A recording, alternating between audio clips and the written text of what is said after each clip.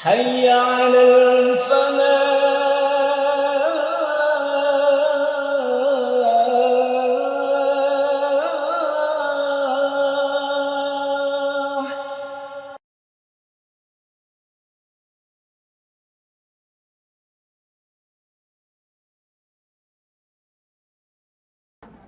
Assalamualaikum warahmatullahi wabarakatuh. Bismillahirrahmanirrahim. Innal hamdalillah nahmaduhu wa nasta'inuhu wa nastaghfiruh. Wa na'udzu billahi min syururi anfusina wa min sayyiati a'malina.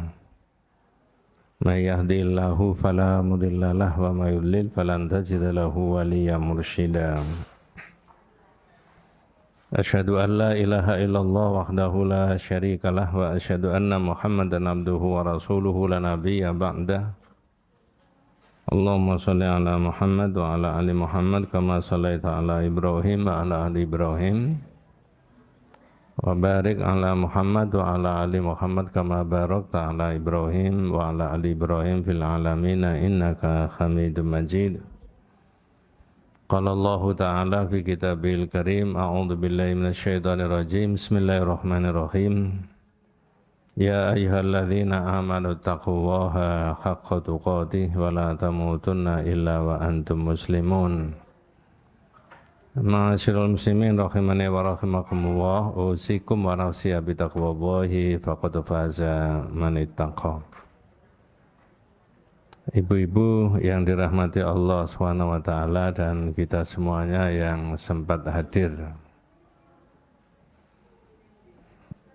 Pagi hari ini kita membahas mengenai At-Taifah Al-Mansurah. Penjelasan-penjelasan yang berkaitan siapa sih orang yang dapat pertolongan dari Allah itu. Karena hidup di dunia itu begini, sekuat-kuatnya orang, segagah-gagahnya orang, sekuasa-kuasanya orang, itu ada masa-masa orang itu tidak berdaya. Ya, kalau kita ini masih sehat bisa mobilisasi ke sana kemari, beraktivitas, nanti ada masa-masa kita tidak bisa untuk itu.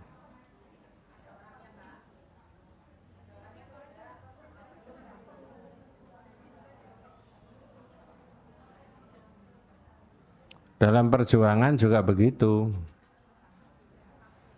Orang tidak bisa hanya sekedar mengandalkan kekuatan fisik, mengandalkan kekuatan harta yang sebanyak-banyaknya, jumlah penduduk yang banyak, tidak. Tetapi harus salah satunya memohon pertolongan kepada Allah. Zahirnya Nabi kita Muhammad sallallahu alaihi wasallam itu tidak akan bisa mensukseskan dakwah, mengalahkan orang-orang kafir dengan berbagai macam kesalahan dalam bidang akidah itu kalau tidak dapat pertolongan dari Allah. Nah itu yang dibahas, gimana caranya supaya kita itu dapat pertolongan dari Allah. Itu bukan hanya kelompok tertentu, organisasi tertentu, masyarakat, bangsa tertentu, tapi juga individu, kita sendiri di rumah tangga, di masyarakat itu. Maka panjenengan dan kita diajak membahas isinya apa orang kalau mau dapat pertolongan dari Allah. Nanti tak selipkan ketika Nabi itu dapat pertolongan dari Allah dalam bentuk malaikat yang diturunkan. Ada yang jumlahnya disebut 1.000, ada yang disebut 3.000, ada yang disebut 5.000. Kalau orang bertanya, oh kalau begitu Nabi Muhammad itu bolak-balik didatangi malaikat. Ya, ada yang menyampaikan wahyu, ada yang memberi pertolongan kepada Nabi. Nah kita jangan menafikan itu. Kalau kaitannya dengan menerima wahyu ya kita tidak didatangi malaikat bolak-balik. Paling terakhir nanti Israel itu yang datang itu. Ya kan? Udah terserah saja, kembalikan kepada Allah. Maka kitab ini halaman 15 dalam bahasa Indonesianya itu yang ada kitabnya bisa diikuti, yang tidak bisa didengarkan saja. Qala sallallahu alaihi wasallam la tazalu ta'ifatun min ummati zahirina 'alal haqqi la yadurruhum man khadalahum hatta ya'tiya amrullahi tabaraka wa ta'ala. Tapi di bagian awal itu untuk mendapat jawaban, di sini tidak ditulis dalam bahasa Arab, siapa at-ta'ifah al-mansurah, golongan yang dapat pertolongan itu. Marilah kita ikuti beberapa penjelasan. Sebagaimana pola dalam penulisan kitab ini dimulai dengan dilalah, dalil-dalil. Mengapa kok pakai dilalah, dalil-dalil? Ya sudah jelas karena agama. Dalam kitab yang berbeda lagi itu ada penjelasan begini, Bu. Ya. I'lam rahimakallahu annahu yajibu alaina ta'allumu arba'i masail. Al-ula al-ilmu. Nah itu loh yang bolak-balik saya sebutkan. Ketahuilah wahai saudaraku, semoga Anda diberi rahmat sama Allah, kaum muslimin maksudnya. Bahwa sesungguhnya ada kewajiban bagi kita itu 4 poin. Salah satunya adalah orang Islam itu wajib berilmu. Betul Bu ya? Ilmu apa? Ma'rifatullahi wa ma'rifatu nabiyyihi wa ma'rifatu dinil islami bil adillati. Ada kewajiban untuk mengerti Allah, mengerti Nabi, mengerti agama Islam pakai dalil. Pakai apa? Dalil.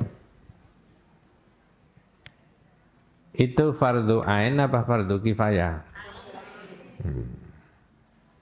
Lalu masyarakat itu banyak yang perhatian, dia harus mencari ilmu, tak banyak yang tidak perhatian. Banyak yang tidak perhatian. Jenengan termasuk yang perhatian apa enggak?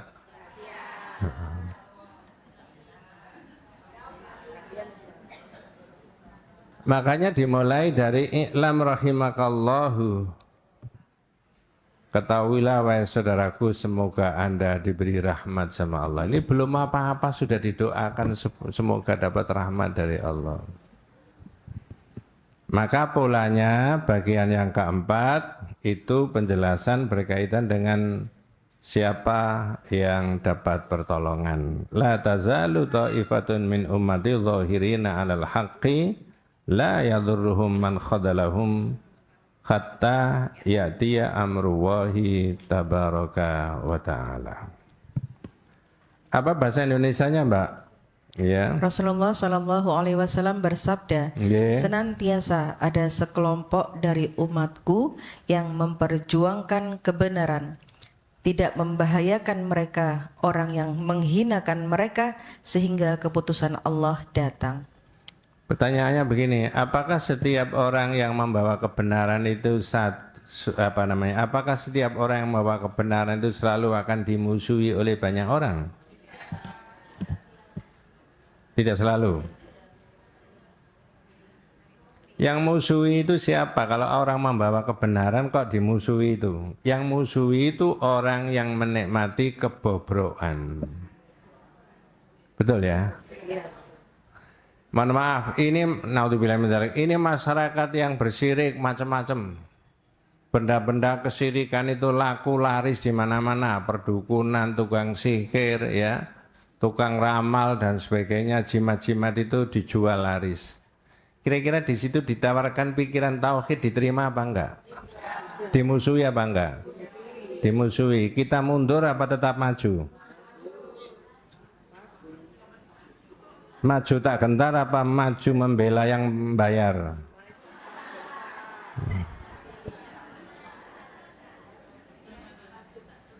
Jadi jangan tidak percaya sama Nabi. serusak-rusaknya masyarakat itu kata Nabi, umatnya itu masih ada yang bersedia membawa bendera kebenaran. Dihinakan orang Pak? Iya, nggak apa-apa.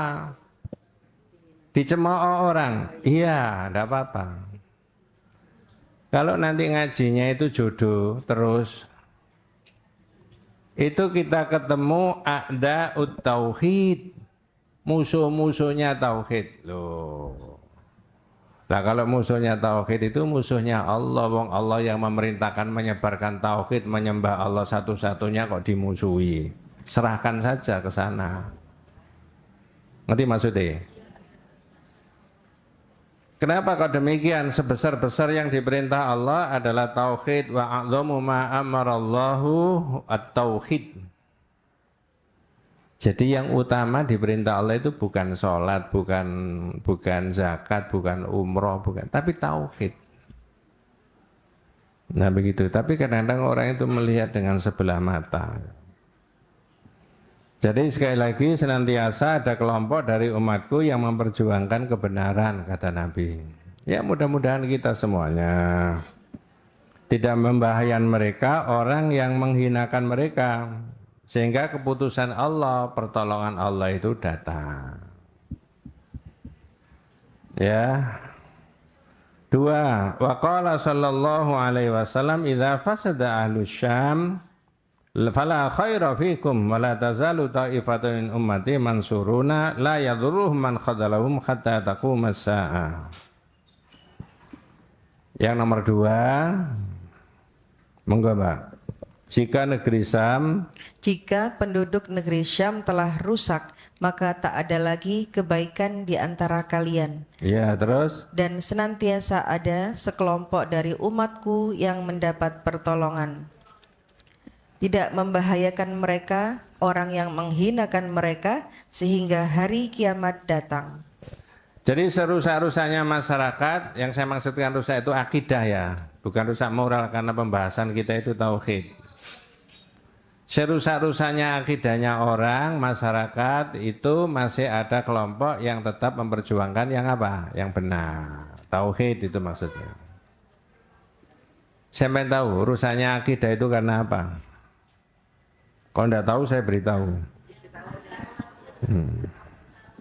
Beritahu aja ya. Masyarakat itu rusak akidahnya tidak menurut yang diajarkan Nabi. 1. Nggak usah ditulis, nggak ulangan kok. Al-jahlu bil aqidati shahihah bisa babil i'tirad an ta'allumiha wa ta'limiha. Jadi masyarakat itu Bu, akidahnya rusak. Imannya kotor semuanya, sebabnya apa? Tidak mau belajar. Ya orang nggak mau belajar dari mana dia tahunya? Atau ada orang yang alim tidak mau ngajar. Para ulama, para syekh, para asatidz, Pak Kiai, banyak yang alim Pak dalam bidang akidah, tapi tidak mau ngajar. Lalu kemana Pak Ustadz, Pak Kiai, semuanya kok tidak mau ngajar? Semuanya pada jaga toko, semuanya nggak mau ngajar. Kalau itu yang terjadi, masyarakat itu mencari sendiri akidahnya. Ngerti maksud saya? Oh, nggak ada yang bimbing, nggak ada yang ngajar. Ya, ada yang ngajar, kemudian masyarakat tidak mau apa? Itu jenenge tumbuh oleh masyarakatnya tidak mau belajar, ada orang alim tidak mau ngajar. Makanya saya bolak-balik memotivasi kita semuanya, ukurannya Surabaya, Masjid Al-Falah, separuh ini mestinya tidak muat. Kalau serius, ini kan tidak serius ini masalahnya kan. Serius saya ini. Oh, tidak yang di luar maksud saya ini. 2. Sebab rusaknya akidah itu adalah ta'assub lima alaihi al-aba wal ajdad wa tamassuku bihi wa in kana batilan. Apa yang kedua sebab rusaknya akidah? Orang mencari akidah sendiri-sendiri. Itu fanatik terhadap nenek moyangnya. Walaupun barang benar tapi dilestarikan terus. Barang tidak benar tapi dilestarikan terus.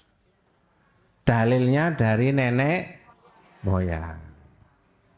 Kalau pakai cara Jawa, mereka bilang gini, biyen mula yang ini kisah durungi kon lahir ya wis ngene iki.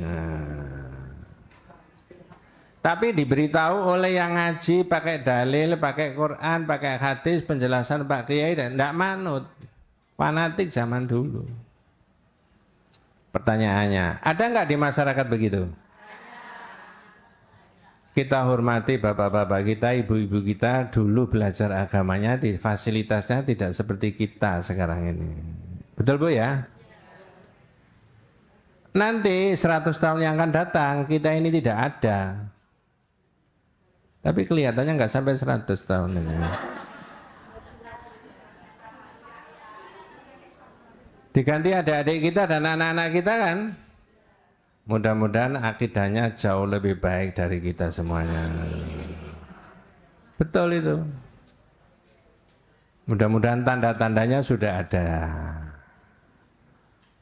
20-30 tahun yang lalu tidak banyak ibu-ibu, remaja-remaja putri yang pakai tutup kepala, pakai niqab, pakai ini. Sekarang sudah banyak, sudah nggak dipersoalkan lagi, ya kan? Saya itu loh menangi. Halo? Ya. Indonesia ini punya Menteri Pendidikan dan Kebudayaan yang adik-adik sekolah, remaja-remaja putri, SMP, SMA, SMK itu tidak boleh pakai jilbab. Ada edarannya menteri itu. Saya pelakunya jadi guru waktu itu saya, jadi kepala sekolah. Menterinya namanya Daud Yusuf. Itu namanya dua nama Nabi, Nabi Daud sama Nabi Yusuf. Iya. Tapi namanya akidah, keyakinan hidup yang benar itu nggak bisa dibendung, iya kan? Terus ada pengajian, ada pembinaan di masjid, di kampus, di sekolah. Akhirnya sekarang menjamur. Ini saja generasinya panjenengan 40-an, 50-an, apalagi 60-an, 70-an umurnya itu. Kan banyak yang tidak hafal Quran toh.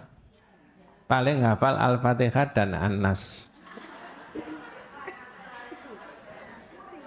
Adik-adik kita, anak-anak kita banyak nggak yang hafal Al-Fatihah sampai An-Nas? Banyak toh? Yang ini hafal Al-Fatihah dan An-Nas. Mudah-mudahan dimudahkan sama Allah belajar. Saya menghargai bapak-bapak, ibu-ibu yang sudah usia, sudah senior, tapi masih semangat mengaji. Dulu tidak berkesempatan. Yang ketiga, rusaknya akidah itu at-taqlidul a'ma bi akhdhi aqwalin nasi fil aqidati min ghairi ma'rifati daliliha. Ya, taklid buta dengan ucapan-ucapan seseorang. Nah, nanti di sini dibantah di kitab-kitab ini, tidak boleh taklid buta. Kalau sudah hadisnya Nabi begini, Nabi dawuh begini, jangan dibantah. Dibantah dengan qala Umar, tidak boleh. Qala Abu Bakar, tidak boleh. Kalau sudah qala Rasulullah, kata Rasulullah begini, ya sudah itu yang kita pakai. Ya. Kalau pakai cara Jawa, loh mas, jadi kanjeng Nabi ini enggak, jadi guruku ini kok. Yang dimenangkan kata siapa? Enggak, menurut tauhid yang dimenangkan mestinya Rasulullah toh?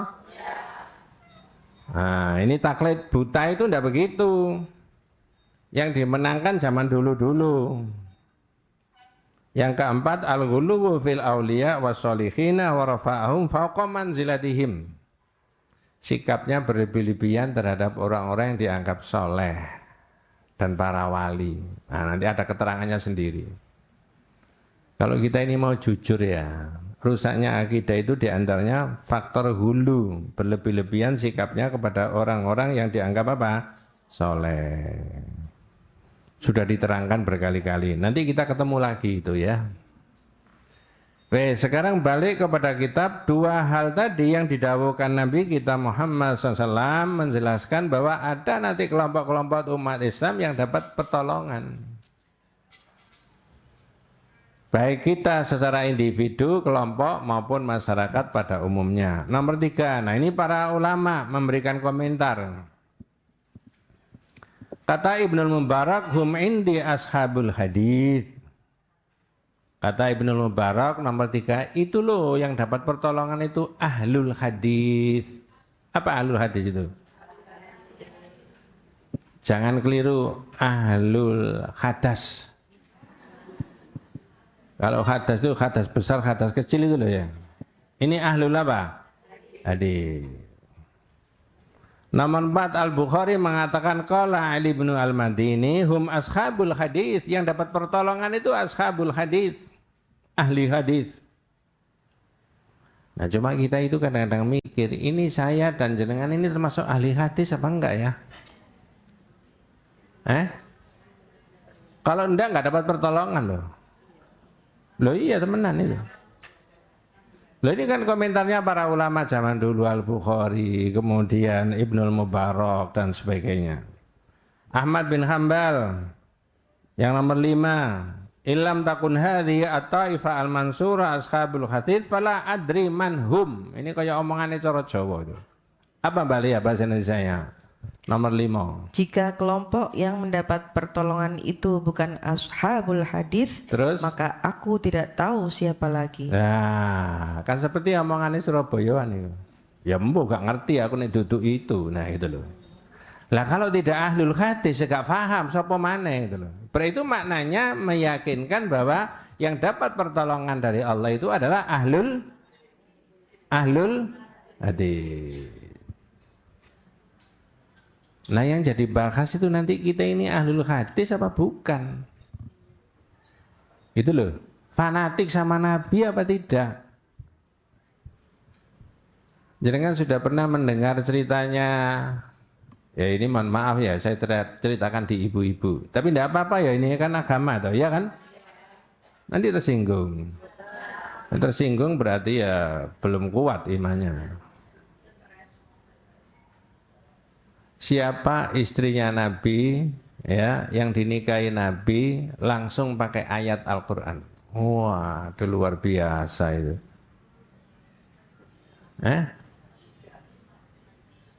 Istrinya Nabi. Namanya. Wes kesuwen, langsung diterangkan aja ya.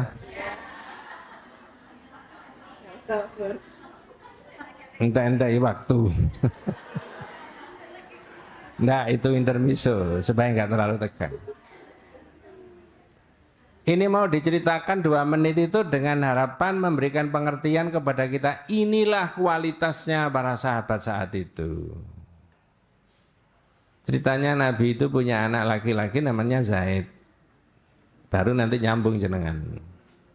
Tapi Zaid, tapi itu bukan anak sendiri, bukan anak kandung, anak angkat. Begitu sudah besar, sudah mau usia nikah, dilamarkan, mau mendapat seorang perempuan namanya, bener kudu diceritani. Zaid ini mau dilamarkan, didapatkan orang yang namanya mirip, Zainab binti Jahsh. Oh, Zaid dapat apa? Ini nggak mau. Ya kalau pakai bahasanya enggak level gitu loh. Ini bukan putranya Rasulullah kandung ya. Nah ini orang yang berada, Zainab binti Jahsh. Ya. Sebentar, ada insiden. Ya.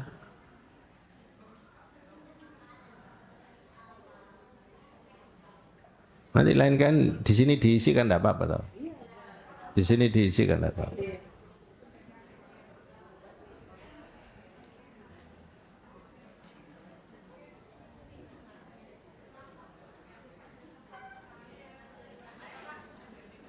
Hah?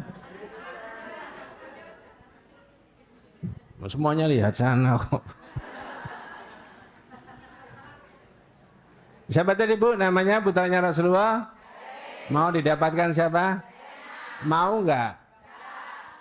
Terus Nabi Muhammad SAW mendatangi lagi yang kedua kalinya.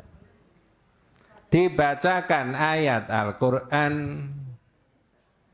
Wa ma kana lil mu'mini wa la mu'minatin idza qadallahu wa rasuluhu amran ay yakuna lahumul khiyaratu min amrihim. Al-ayat. Diterjemahkan bebas, tidak boleh bagi orang mukmin laki-laki dan perempuan kalau Allah dan Rasulnya memutuskan satu perkara begini, lalu dia memilih opsi lain di luar keputusannya Allah dan Rasul. Ngerti maksudnya ayat itu? Saya ulangi pakai bahasa yang sederhana. Tidak boleh orang mukmin laki-laki dan perempuan itu kalau Allah dan Rasulnya memutuskan begini, kemudian dia mencari opsi lain. Ngerti maksudnya ya?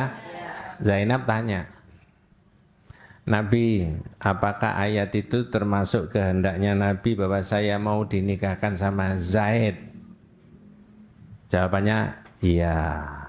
Oh, begitu Nabi bilang gitu, ini langsung apa? Kalem, sakal gelem. Iya toh? Berarti manut nggak sama dawuhnya Allah yang dibacakan Rasulullah tadi? Manut setengah-setengah atau total maksudnya? Total, enggak, tanpa pikir macam-macam. Ya wis sudah, Nabi begitu kok. Masya Allah. Itu kalau dibaca jam 10 malam ceritanya itu kita itu bisa meneteskan air mata nangis. Terus saya ini di mana gitu loh. Kok kepingin jadi orang yang dapat pertolongan dibandingkan dengan Zainab binti Jahsh kayak begitu. Manut, padahal nggak seneng. Wes rumah tangga BCD-nya sehari 2 hari, 1 pekan 2 pekan, 1 bulan 2 bulan cekcok. Dasar semula tidak. Nah, Zaid lapor sama bapaknya, Nabi Zainab itu gini macam-macam ya. Apa jawabannya Nabi? Amsik alaika zaujaka wattaqillah. Tahan dulu istrimu, takwa sama Allah. Jadi Nabi tidak sembarangan, tahan dulu takwa sama Allah. Nah, orang sekarang jadi orang tua itu, istri saya itu gini Pak. Iya Pak, bojo mangel tuturane. Begitu. Ya. Tapi memuncak sudah nggak bisa dilerai konfliknya antara Zaid sama siapa tadi? Akhirnya cerai. Tapi Nabi sudah mengerti sebelum cerai itu nanti Nabi sudah ada ayat yang dibawa. Ya. Ayatnya itu sudah diterima oleh Nabi. Falamma qadha Zaidun minha wataran zawwajnakaha likai la yakuna 'alal mu'minina kharajun fi azwaji adiyaihim. Ketika Zaid telah mengakhiri kebutuhannya kepada istrinya. Artinya apa? Falamma qadha Zaidun minha wataran zawwajnakaha. Ketika Zaid telah mengakhiri kebutuhannya ya terhadap istrinya, artinya menceraikan, kami nikahkan kamu Muhammad mendapatkan Zainab binti Jahsh. Ngerti maksudnya? Boleh apa tidak? Karena Zaid bukan anak kandung, walaupun ayat itu ceritanya mengenai bukan anak kandung. Ini loh kualitasnya sahabat zaman Nabi itu. Tanpa berpikir panjang, begitu Nabi SAW bilang bahwa ayat itu termasuk kehendaknya Nabi, saya mau dinikahkan sama Zaid, langsung terima. Tapi endingnya cerai kan. Begitu cerai Nabi diperintahkan untuk nikah sama siapa tadi? Pakai apa? Ayat. Tidak pakai saksi, tidak pakai wali, tidak pakai mas kawin. Langsung ayat diterangkan aja. Bahwa ini kamu sekarang jadi istri saya, ini ayatnya dari Allah. Manut enggak? Di Bojonegoro saya ditanya ibu, bapak-bapak, Ustadz itu khusus Nabi tah? Dia temenan.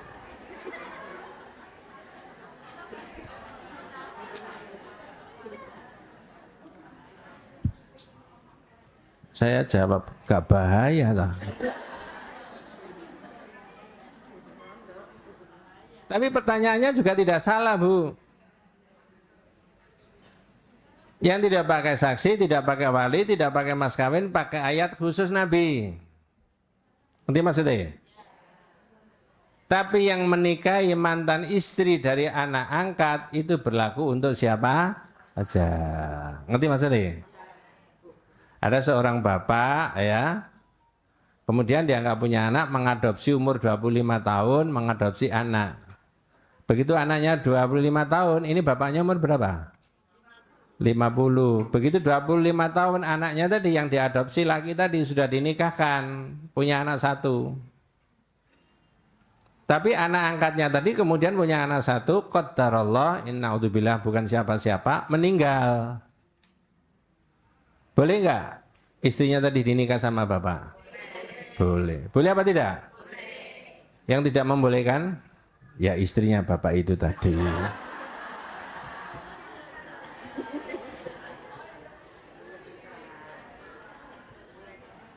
Yang jenengan ambil, yang kita ambil adalah begitulah kualitasnya para sahabat. Samina. Jenengan jangan ini lesannya samina wa ta'na, lancar itu saja. Lancar jaya. Ya sikapnya juga harus begitu. Jangan lesannya tok yang samina wa ta'na. Gitu loh. Model-model sahabat yang beginilah yang dijamin kualitasnya masuk surga bersama Rasulullah SAW. Mudah-mudahan besok kita juga masuk surga bersama Nabi kita. Maka dalam nomor 3 tadi mengenai pendapat Ibnul Mubarak itu ahlul hadis yang dapat pertolongan. Al-Bukhari juga begitu. Ya, mengatakan apa? Hum ashabul hadis. Imam Ahmad bin Hanbal mengatakan illam takun hadhihi at-ta'ifa al-mansura ashabul hadis fala adri man hum. Kalau yang dapat pertolongan itu bukan ahlul hadis, ya saya ini tidak ngerti. Terus sopo, gitu loh maksudnya. Ngerti maksudnya ya? Itu menguatkan berarti yang dapat pertolongan dari Allah itu ahlul hadis. Nah ahlul hadis itu bukan menghafalkan hadis. Lah kalau menghafalkan hadis rasanya ini tidak termasuk ahlul hadis. Mungkin ustadznya juga nggak termasuk. Tapi apa maksudnya? Nanti banyak keterangan. Itu sikap dan perilakunya disesuaikan dengan ajaran dan hadisnya Nabi. Sak mampunya panjenengan. Harus menjadi orang yang ahlul apa? Ya. Contoh. Orang bangun tidur itu Anda nggak diatur nggak di hadis? Bangun tidur, kok terus?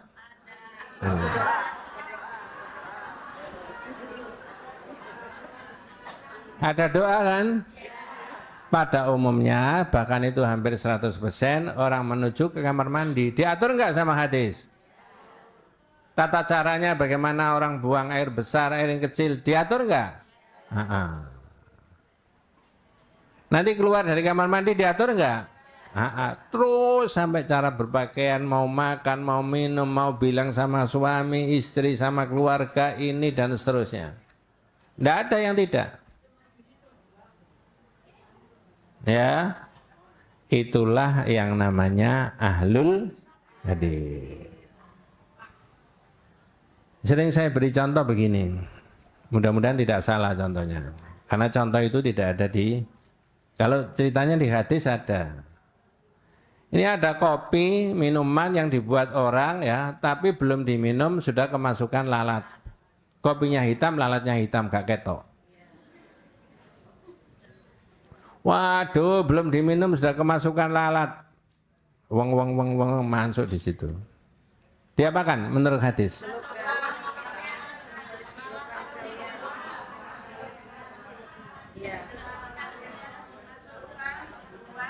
Yang dibuang apanya?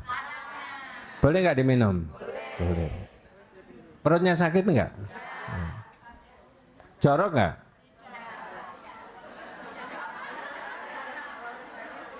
Enggak, ini serius, jorok nggak? Kalau saya main bilang jorok, berarti Nabi ngajarkan yang nggak benar. Enggak. Nabi saya mengajarkan begini, buang, minum. Kalau ahlu ro'i pakai akal, enggak begitu. Alah, 4.000 aja buang, buat lagi. Kan begitu kan? Umumnya masyarakat itu ahlu ro'i pakai akal, apa ahlul hadis? Umumnya masyarakat. Ahlur ro'i. Sampean?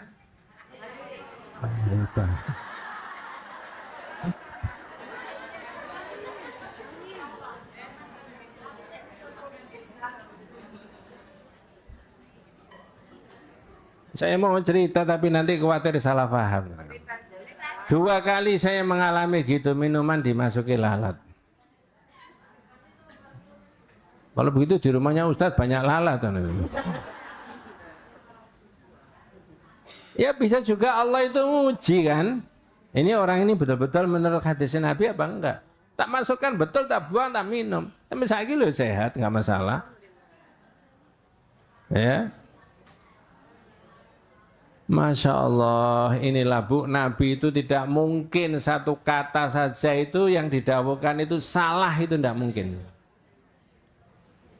Ya? Benar gak? Benar. Coba saya selipkan. Jangan kalau sholat at-tahiyat, ada enggak bacaan Assalamu alaika ayyuhan nabiyyu? Ada apa tidak? Ada. Apa maknanya Assalamu alaika?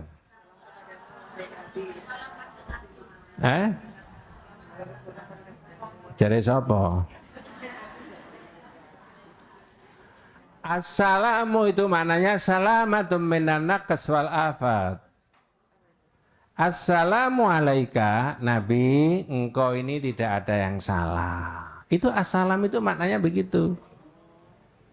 Beda dengan ada, ini kita sedang duduk, ada orang masuk, Assalamu alaikum. Itu tahiyat, penghormatan. Beda dengan yang ada di dalam Al-Quran, Assalamul mu'minul muhaiminul azizul jabbar. Beda lagi.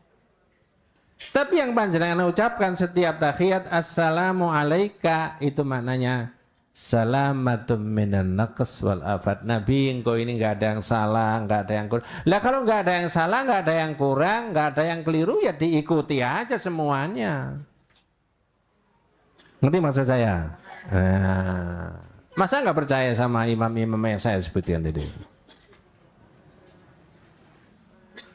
Nam yaqulu al-Imam Asy-Syafi'i yukhadibul Imam Ahmad. Ini Imam Asy-Syafi'i dengan Imam Ahmad berdialog. Ini ulama zaman dulu itu saling menghargai ilmunya satu dengan yang lain. Mohon maaf saya tidak bermaksud mengolok-olok, tapi saya menemukan di YouTube itu ada banyak saling mengolok-olok. Ada ulama besar meninggal itu disindir seperti meninggalnya Abu Jahal. Ini gimana itu? Ya, padahal hanya berbeda pendapat. Ngerti maksud saya? Berbeda pendapat. Tidak boleh. Ya. Padahal tidak ada Pak Ustadz, Pak Kiai yang tidak mengerti innamal mu'minuna ikhwatun. Sesungguhnya orang mukmin itu adalah bersaudara. Ya. Tapi mengapa ada tokoh ulama besar meninggal kok sepertinya disindir seperti meninggalnya Abu Jahal? Coba. Ini gimana itu? Tidak boleh. Nah, ini tukar menukar antara para ulama al-mujtahid, ya. Yaqulu al-Imam Asy-Syafi'i yukhadibul Imam Ahmad, antum a'lamu bil hadits minni, mengakui keilmuan orang lain. Bu, saya beritahu ya. Halo? Tapi ini rahasianya Ustadz. Jangan cerita-cerita ya. Yang ngajar di sini tuh kan banyak orang tuh yang ditampilkan para asatid. Ya. Ya, dengan segala hormat saya Pak Ustadz, Pak Kiai ya. Kadang-kadang seorang A ditanya bukan bidangnya, itu dilempar kepada yang lain kan? Tanya saja sama Ustadz ini. Kan begitu kan?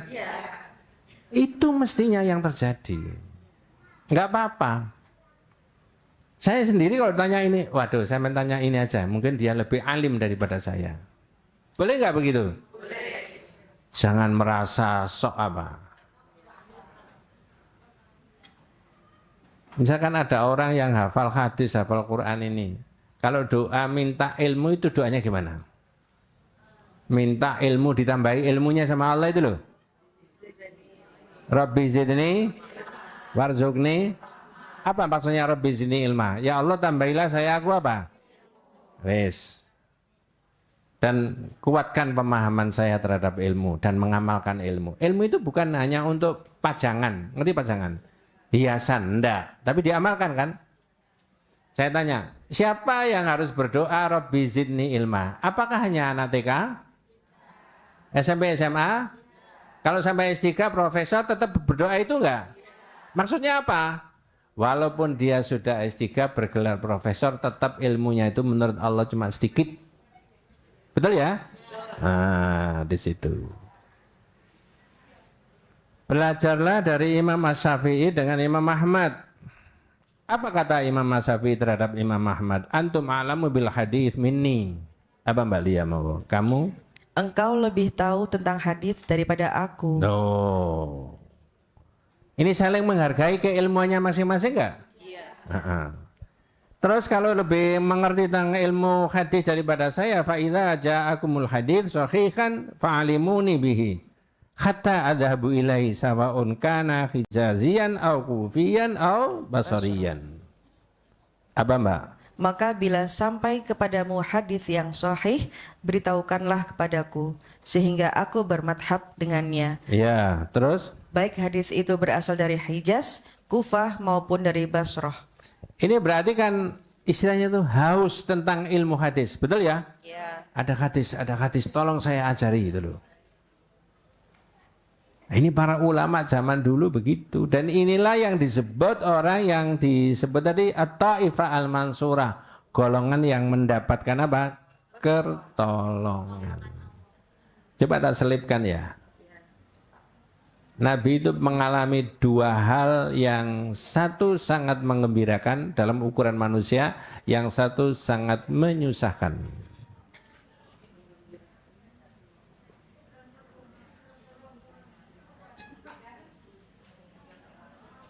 Mohon izin saya ikut ngatur. Monggo Bu, sini Bu. Ini Mbak. Ya. Ya. Majelis taklim ini tidak ada peraturan kalau sudah jam 9.15 terus dikunci, itu tidak ada. Ya. Lo kan tidak ada aturan begitu kan? Iya. Ya terserah, orang cari ilmu siapa tahu hanya menangi ustadznya, wabillahi taufik wa hidayah.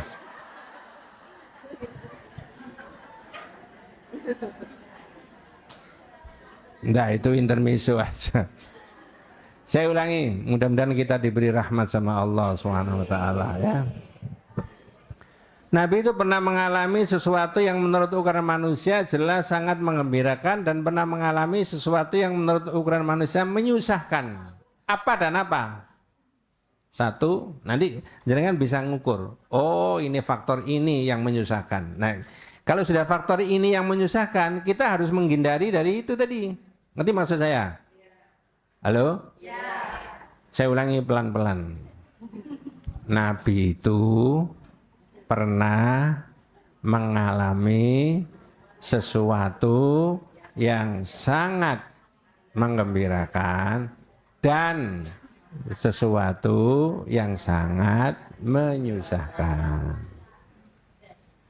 Nah, kalau caranya ngomong ngono kapan mari nih? Gini Bu, sesuatu yang sangat menggembirakan ketika perang Badar. Nggak masuk akal. Ya toh? Jumlah umat Islam cuma sedikit, cuma 317. Orang kafir itu 1000 lebih, uluf ribuan. Perang Uhud, perang Badar, mohon maaf. Tahun kedua Hijriah. Peralatan perangnya sama, keterampilannya sama, medan penguasaannya sama. Tapi kalau ini kemudian langsung itu perang, kalah wong ini cuma 300 kok. Itu 1 banding berapa itu? 3 lebih. Apa yang dilakukan oleh Nabi?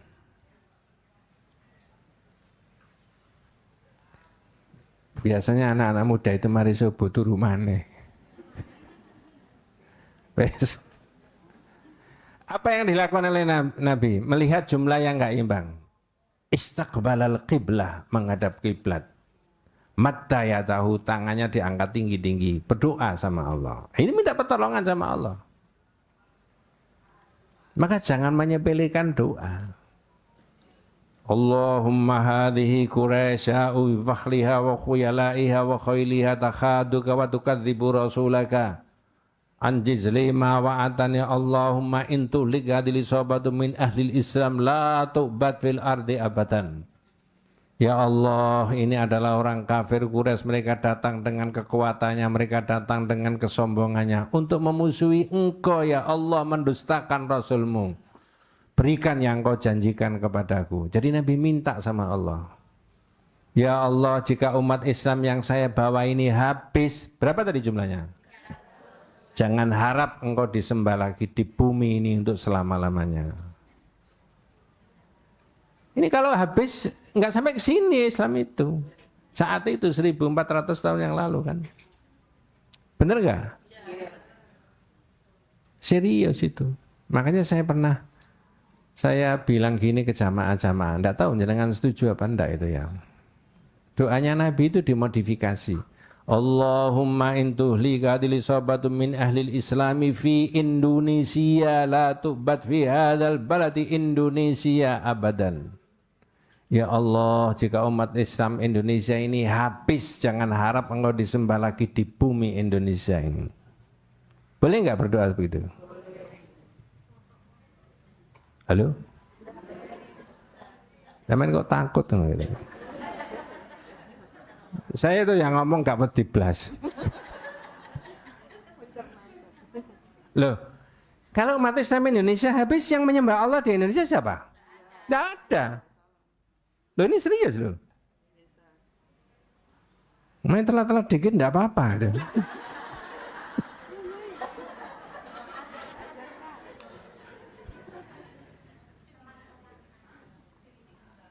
Iya. Berarti bulan depan mikir, wis ojo telat, ustadznya nyindiran. Bu, jangan salah paham. Itu sudah saya, bahkan khutbah Jumat sudah saya omongkan. Doa itu enggak ada yang salah. Itu bukan rasis, bukan diskriminasi. Karena kita minta kepada Allah supaya Indonesia ini tetap mayoritas penduduknya beragama.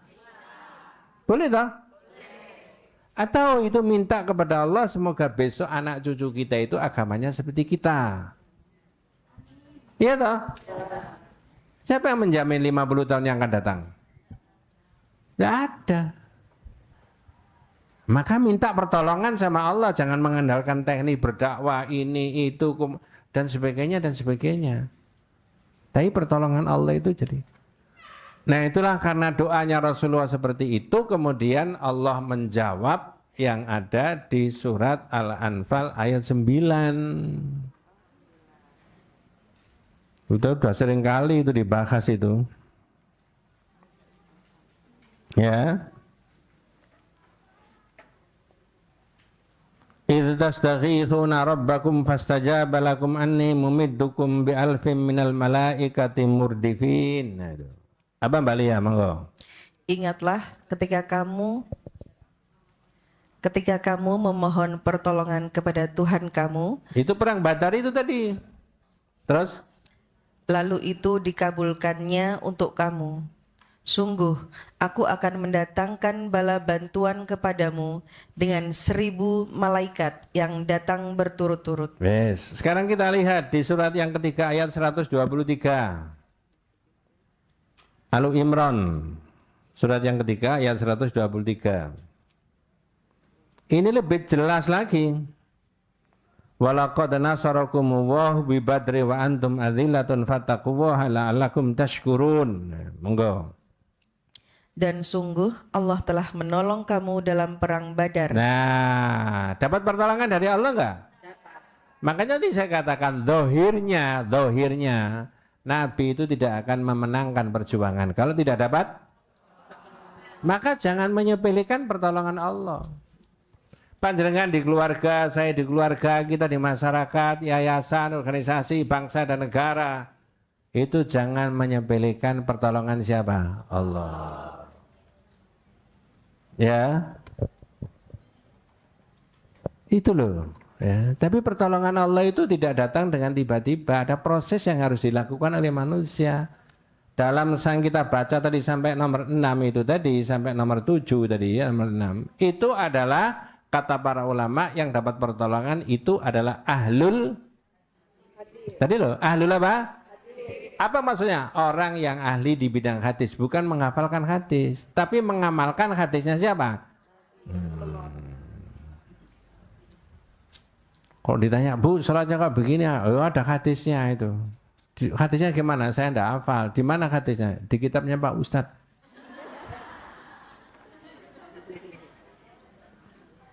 Itu.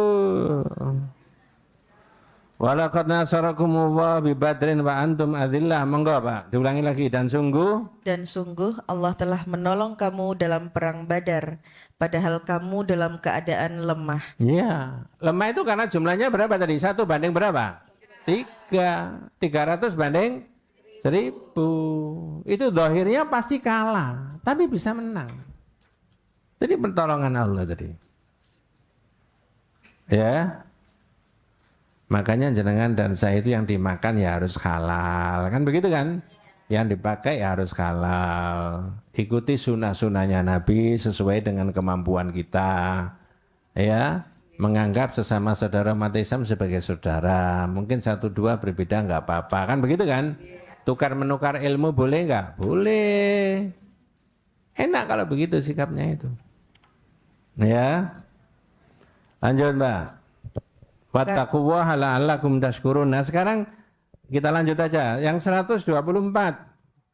124 Surah Ali Imran. Okay. Ingatlah ketika engkau Muhammad mengatakan kepada orang-orang beriman, apakah tidak cukup bagimu bahwa Allah membantu kamu dengan 3.000 malaikat yang diturunkan dari langit? Ya, ayyumiddakum rabbukum bi'al thalathati alafim minal malaikati munzilin. Berapa ribu? 3.000 tambah banyak. Apakah malaikat itu bisa dilihat orang kafir? Nggak bisa. Saya ulangi, apakah malaikat itu bisa dilihat orang kafir? Nggak bisa. Tiba-tiba banyak yang mati orang kafir.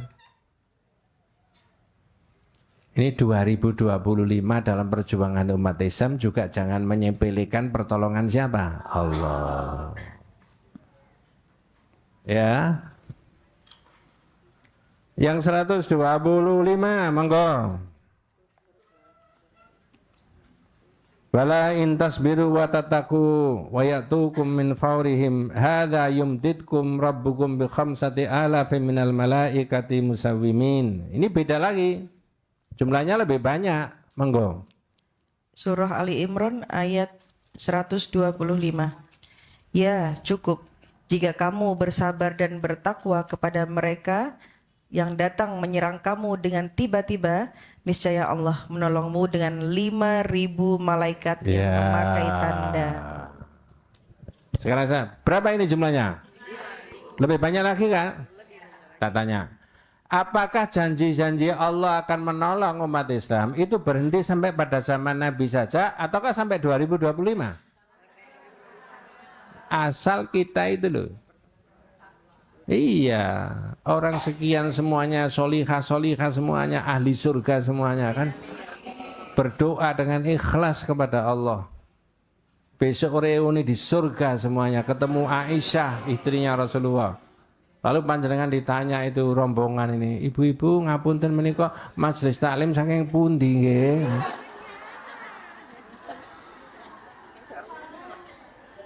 Dijawabnya gimana? Apa? Berarti sing takon iku Aisyah palsu. Karena Aisyah istrinya Nabi nggak iso cara Jawa. Tapi jangan pesimis, itu yakin, harus diyakinkan oleh kita semuanya. Ya, apalagi semakin tahun usia kita ini semakin pendek, ya kan? Kalau jenengan itu sudah 50 tahun, itu ibarat orang berjalan.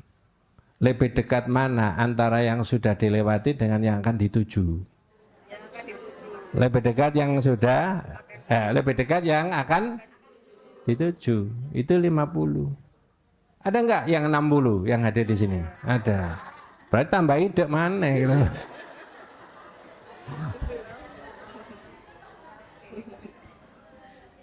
Ya Allah, astagfirullah, astagfirullah. Ya. Mudah-mudahan kita dapat pertolongan dari Allah, Bu, dalam segala urusan. Betul itu. Jangan kalau membaca di kitab yang lama, kitab Tauhid itu bab 40 itu ya. Enggak usah dibuka biar enggak umek. 40 itu membahas Asmaul Husna. Asmaul Husnanya Allah itu terkoneksi dengan seluruh makhluknya yang ada di dunia. Maka masih tertib. Kalau tangan saya itu masih bisa mengangkat ini ada dipancari oleh Asmaul Husna. Al-Qawiyyu, yang maha memberi kekuatan. Kalau jenengan tadi dari rumah ke sini, kita semuanya sampai di sini selamat, itu ada Assalamu yang memberikan apa? Kalau ada sahabat-sahabat kita yang kemarin dirawat sekarang pulang sehat, itu Asy-Syafi, yang memberikan sehat siapa? Nah, terus tidak ada berhenti-berhentinya. Maka jangan ada orang ditanya, Pak kok masih kuat? Anu tak gegoes terus makannya kuat. Jangan. Tapi boleh nggak orang berikhtiar untuk jadi sehat? Boleh. Tapi yang memberikan sehat siapa? Itu loh umat Islam itu. Nggak ada yang terlepas dari Allah. Terkoneksi bahasanya anak-anak sekarang itu. Ya. Wes, kita lanjut. Sekarang tadi sesuatu yang menggembirakan Nabi apa yang menyusahkan? Nah, sekarang yang menyusahkan. Nanti jenengan bisa mengambil. Kalau begitu saya ingin digembirakan oleh Allah dengan cara bagaimana? Minta pertolongan tadi sebagai ahlul hadis. Ya, ngerti maksud saya? Nah, jangan melupakan minta pertolongan sama siapa? Allah. Betul itu. Nah sekarang yang menyusahkan itu ketika terjadi perang Uhud. Tahun berapa perang Uhud? Lebih dahulu mana antara perang Uhud dengan perang Diponegoro?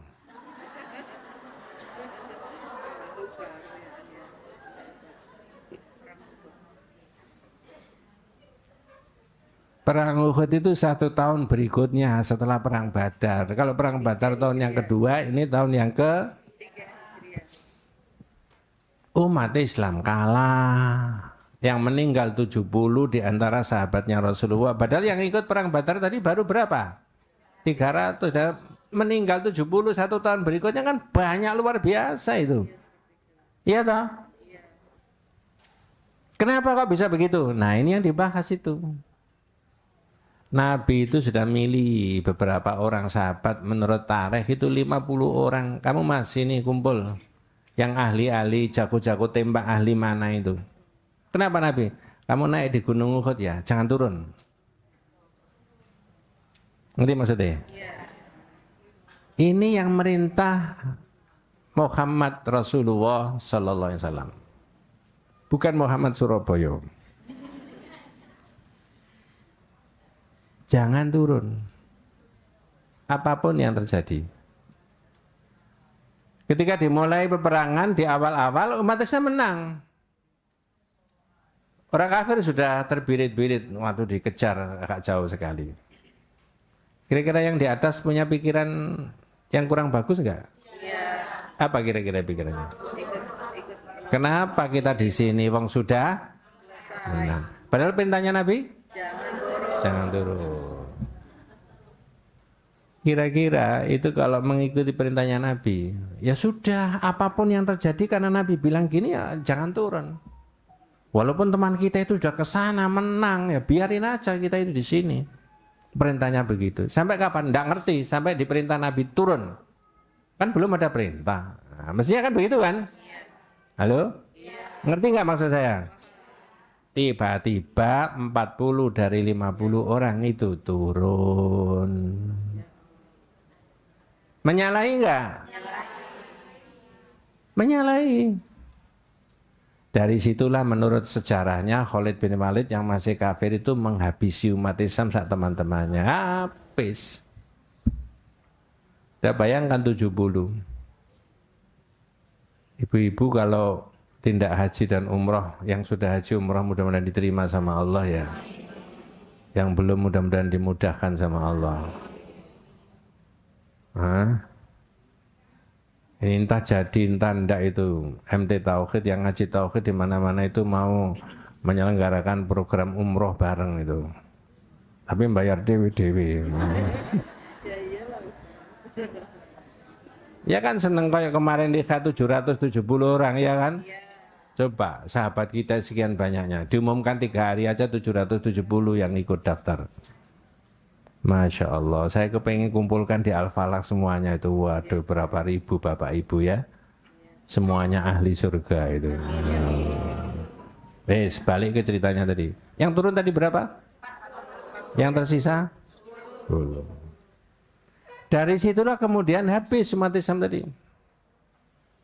Peristiwa yang terjadi, yang dialami Nabi, yang menyusahkan Nabi, termasuk pamannya Nabi Hamzah wafat di perang Uhud itu, adalah diabadikan di Quran supaya orang yang hidup di tahun 2025 dan seterusnya tetap bisa membaca ayat itu dan mengambil pelajaran. Nanti maksudnya mana suratnya? Alu Imran tetap 152 ya. Kekalahan umat Islam para sahabat di perang Uhud. Walaqad sadaqakumu Allahu 'indahu idza khussunahum bi'idnih hatta idza fashiltum wa tanaza'tum fil amri wa asaitum min ba'di ma arakum ma tuhibbun minkum may yuridud dunya wa minkum may yuridul akhirah thumma sarafakum anhum liyabtaliyakum walaqad afa ankum wallahu dzu fadlin 'alal mu'minin. Surat Al-Imran ayat 152. Apa Mbak Lia terjemahnya? Monggo. Dan sungguh Allah telah memenuhi janjinya kepada kamu ketika kamu membunuh mereka dengan izinnya. Yes, sebentar. Ketika perang itu membunuh boleh nggak? Karena ini Nabi melawan orang kafir, berarti membunuh orang kafir sudah diizinkan sama Allah nggak? Iya. Itu di awal peperangan. Ya. Sungguh Allah telah memenuhi janjinya kepadamu ketika kamu membunuh mereka atas izin Allah. Ya. Lanjut, yang terjadi berikutnya apa? Sampai pada saat kamu lemah. Nah, satu lemah. Lemah iman. Iman itu bisa lemah? Iya. Bisa naik turun? Bisa. Pengaruhnya macam-macam. Ketika di masjid ini pas begini naik apa turun? Naik. Nanti kalau keluar agak turun. Ya jangan.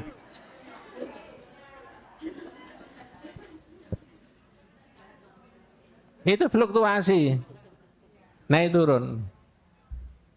Ya.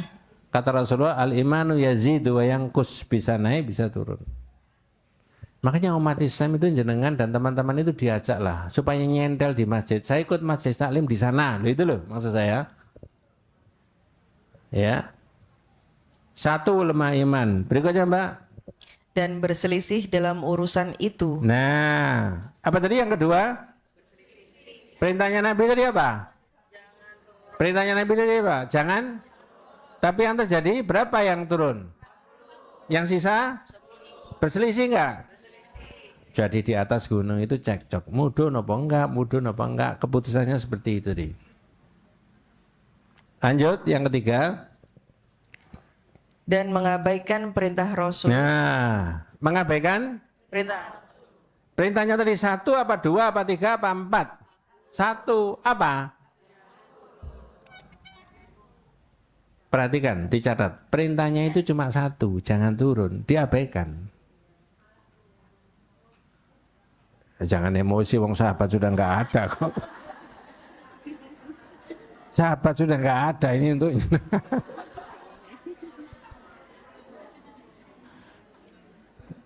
Masya Allah. Lanjut, Mbak, monggo. Dan mengabaikan perintah Rasul setelah Allah memperlihatkan kepada kamu apa yang kamu sukai. Apa Bu yang mereka sukai Bu? Harta? Ternyata zaman dulu sampai zaman sekarang banyak orang senang sama harta. Lanjut, monggo. Di antara kamu ada orang yang menghendaki dunia. Terus? Dan di antara kamu ada pula orang yang menghendaki akhirat. Ya, zahirnya yang menghendaki dunia berapa dalam konteks cerita ini tadi? 40. Yang menghendaki akhirat? Itu sampai 2020 sekian itu juga begitu. Dalam perjuangan umat Islam ada yang hanya menghendaki dunia. Enak-enak berjuang sesama saudaranya, temannya, semua umat Islam menguatkan barisan, tiba-tiba ditawari 300.